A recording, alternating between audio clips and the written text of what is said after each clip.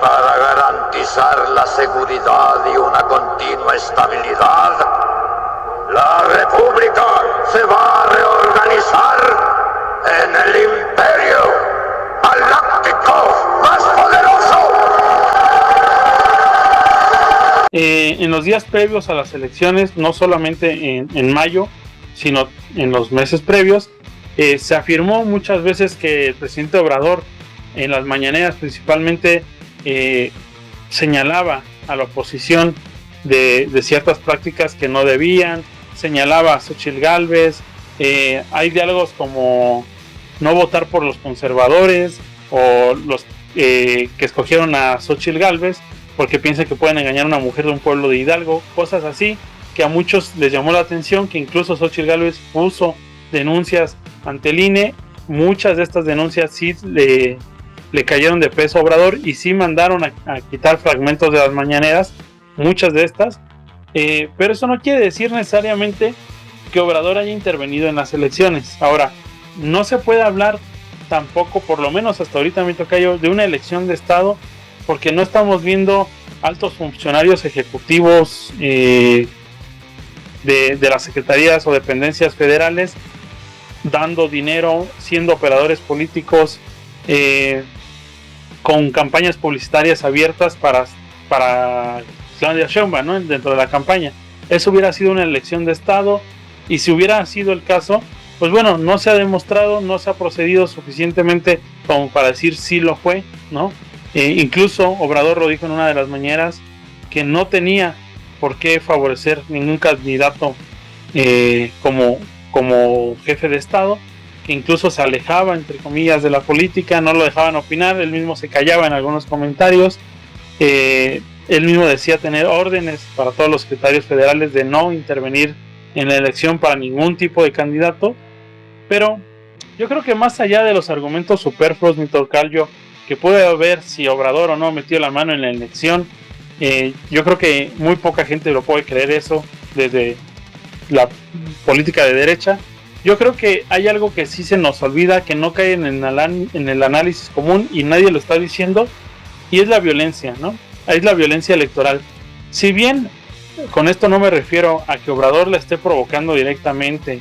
o que Obrador vaya a mandar o esté mandando la violencia con fines electorales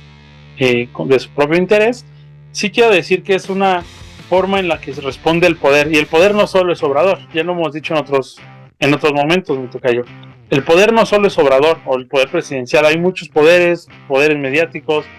poderes económicos, y bueno,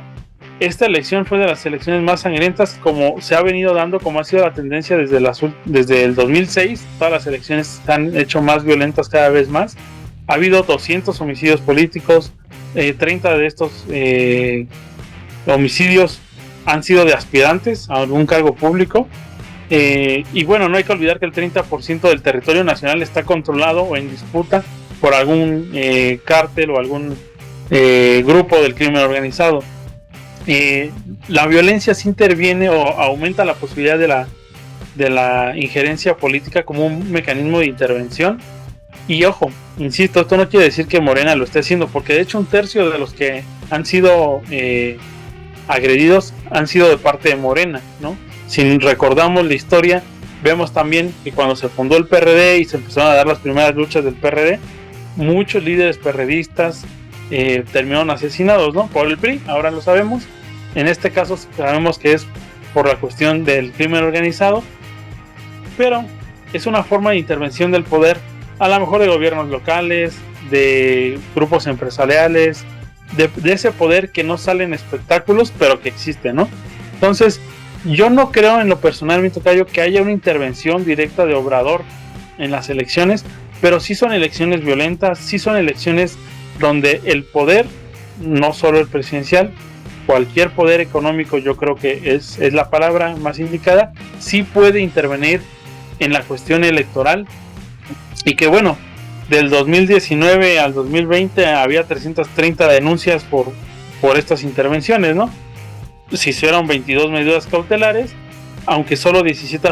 de estas denuncias se hicieron en 2024. Entonces, con esto me quiero referir a que no es una intervención de un solo actor político, no es una intervención nueva, sino que la violencia también genera un desgaste en la democracia y en la participación ciudadana, y que es un poco más complejo de más allá si el presidente Obrador metió la mano o no en las elecciones, que con la victoria arrasadora que tuvo Claudia Sheinbaum, yo creo que nadie en su juicio, mi tocayo, lo puede llegar a pensar. Y pues bueno, a pesar de que está la derecha opinando, la verdad es que se me hace un poco fuera de la realidad. Ellos esperaban y querían otra cosa, no sucedió, tienen muy poco contacto con la realidad, con la gente, y por eso se están llevando la sorpresa, mi tocayo. Una situación multifactorial para poder explicar el triunfo de lo que fue la candidatura de Claudia Sheinbaum y la reafirmación por parte de la ciudadanía para que continuara el proyecto de López Obrador. También la parte de elección presidencial es un referendo para el gobierno saliente, y en ese sentido pues vamos a ver que dentro de esos factores es, número uno, esta clase política opositora que está al frente del PRI y el PAN no han entendido por qué perdieron en el año 2018. No entendieron que la gente ya estaba harta de la situación, como lo mencionabas, de violencia que surgió a lo largo de todos esos años, la situación de la corrupción inoperante, que hacía inoperante la función del Estado, la parte de que prácticamente están hartos del abandono que se tenía en la política social, en diferentes áreas, tanto en lo educativo, en el sector salud, y muchos van a decir, bueno, pero también nunca vimos que con el gobierno de López Obrador se mejoraba precisamente la seguridad, se mejoraban los servicios de salud, los servicios educativos, que también ha habido casos y escandalosos de corrupción, pero la gente sí entiende que hay una diferencia en lo que es el gobierno de López Obrador y lo que no hizo Peña Nieto, ni Calderón, ni Fox, ni Zedillo, ni Salinas, ni de la Madrid, ni Echeverría, ni López Portillo. Entienden que es un gobierno que está cercano a la gente, que los escucha, y la implementación de programas sociales es una situación para entender que la gente tiene un reconocimiento de que se les dan ciertos derechos por ser estudiantes, derechos por tener ya una tercera edad en donde se les reconoce toda su vida productiva que han tenido previamente antes de llegar a los 65 años, que se le da apoyo a los sectores más desprotegidos socialmente hablando, que son la gente con discapacidad, madres solteras, que se apoya a sectores que a lo mejor históricamente han sido olvidados, por ejemplo en las zonas rurales, como programas Hermano Vida. Y eso evidentemente para estas élites que están acostumbradas a hacer todas sus negociaciones en Polanco, en la Benito Juárez, en la Miguel Hidalgo, en San Angelín, en donde están acostumbrados a hacer sus negociaciones en las zonas céntricas de Zapopan, en las zonas céntricas de San Pedro Garza García, pues no entienden que al recibir tú un apoyo, por ejemplo, de una persona adulto mayor de 6,000 pesos bimestrales, eso hace una diferencia para no tener situaciones de miseria, situaciones de que no puedes completar para el gasto, para pagar los útiles escolares, para los pasajes escolares, para los pasajes para ir al trabajo, para cuestiones de pago de renta. No entienden que a ese estudiante que se le da la beca le ayuda para comprar útiles escolares, para no quedarse sin hambre a la hora del recreo, para poder ayudar al gasto de la casa y poder tener comida en la misma cuando llegan después de la escuela, para poder ayudar a sus papás al pago de la renta,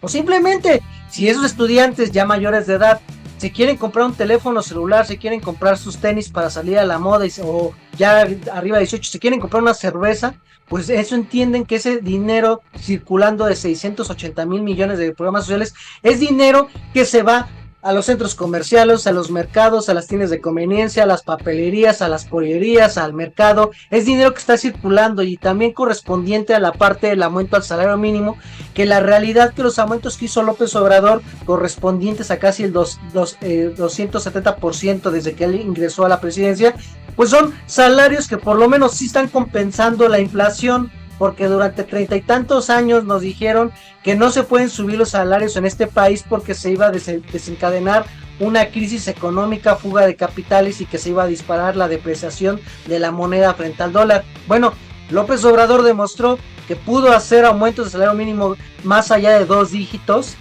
que hubo un superpeso a lo largo de todo el sexenio, que no hubo fuga de capitales, y sobre todo que no hubo crisis económica respecto a la situación de que se disparan los precios de la canasta básica. Entonces esos aumentos al salario por lo menos cubrieron un poquito más arriba de los gastos de inflación del costo de la vida de la gente. Y también la gente reconoce que van a decir, bueno, hay casos de corrupción, pero hay obra pública que es palpable. Hay obra pública en el Tren Maya que genera empleos a ingenieros geofísicos, carpinteros, albañiles, contratistas. Hay empleo en la zona de la refinería de Dos Bocas. Hay empleo para la construcción de los aeropuertos que está haciendo López Obrador. Hay empleo en las comunidades donde se construyeron caminos en Guerrero y en Oaxaca. Hay empleo en un montón de programas de reconstrucción de hospitales que fueron abandonados. Si no entienden que esa generación de empleo con la inyección de presupuesto público también en obras públicas que contrataron a empresas y que las empresas contrataron ingenieros, arquitectos, albañiles, herreros, maestros de obra, administradores, contadores, si no entiende eso, van a seguir perdiendo las elecciones, porque por lo menos la comparativa del gobierno de López Obrador con lo que fueron los anteriores es que toda la ciudadanía está consciente que los anteriores gobiernos se roban todo el dinero con empresas fantasmas y no era dinero circulando en la economía, tanto en programas sociales y en obra pública. Y otra realidad que también no han entendido pues es que pues evidentemente López Obrador tiene el control de la narrativa, jamás la perdió, jamás permitió que en otros gobiernos, por ejemplo lo que ocurre en el mundo, de que los medios de comunicación y las élites políticas te imponen la narrativa a través de los medios de comunicación y tumban gobiernos. Tuvo la capacidad siempre de poder movilizar a la clase que sostiene este proyecto. Y también otra realidad, no vamos a negarlo, tuvieron la capacidad organizativa administrativa de armar un ejército de promotores de programas sociales que son los servidores de la nación, que casi nadie tiene esa capacidad de movilizar a 20,000 personas, que estos servidores de la nación pues evidentemente también llegaron a inspirar a la gente a decir pues hay que votar por López Obrador. No entienden que López Obrador tiene un nivel de reconocimiento a pesar de que la violencia sigue igual o que la baja que ha tenido en los índices rojos de esa situación ha bajado muy poco, que también ha habido casos de corrupción y que también se ha seguido pactando con las élites políticas y económicas en las regiones, en municipios y en estados para mantener el status quo, pero sí hay un elemento diferenciador. La gente se siente identificada con la cercanía que López Obrador tuvo hacia su forma de convivir con ellos, de mandarles mensajes, de tener programas, y eso no lo van a entender, que si eso no la captan, van a seguir perdiendo las elecciones, porque pues la gente va a decir, bueno,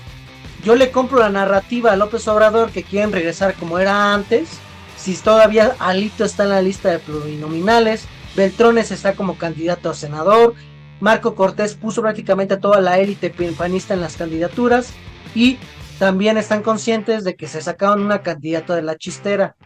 Si ustedes no se pueden analizar que López Obrador tardó más de 20 años, incluso hay teóricos que dicen 30 años, su acceso al poder político, y que ellos piensan que por un año de campaña publicitaria van a poder todavía impulsar una candidatura como si fuera un producto chatarra, es que están subestimando lo que López Obrador sí logró impregnar en su sexenio a lo largo de estos 6 años que estuvo al frente de los destinos del país. Y en ese sentido, pues ese va a ser el verdadero reto de Claudia Sheinbaum, porque no vamos a negar que a lo mejor hubo movilización de estos 20,000 servidores de la nación, que a lo mejor se utilizó mucho presupuesto proveniente de las secretarías de Estado, de los gobiernos estatales, que eran 23 chequeras estatales, muchos gobiernos municipales, pero también no hay que dejar a un lado que un montón de gente salió a refrendar el triunfo, porque siempre se ha dicho que la mejor manera para evitar los fraudes electorales y la compra del voto y la imposición por parte de las estructuras económicas y políticas es que la gente salga a votar masivamente. Pues ¿qué creen? Esa gente que salió masivamente a votar le refrendó el voto al proyecto de la 4T, tocayo. Así es, mi tocayo. Les gusta o no a la derecha, la verdad es que pues parece que las masas todavía obedecen y siguen fielmente a López Obrador, y seguramente seguirán, mi tocayo, en el sexenio que viene con Claudia Sheinbaum. Vamos a ver si ella tiene la capacidad de aglutinar justamente a todas estas masas de trabajadores, estudiantes y obreros. Como siempre, mi tocayo, muchas gracias. Gracias a todos ustedes. Síganos en redes sociales, Facebook, Twitter, Instagram, TikTok, y nos vemos la próxima vez.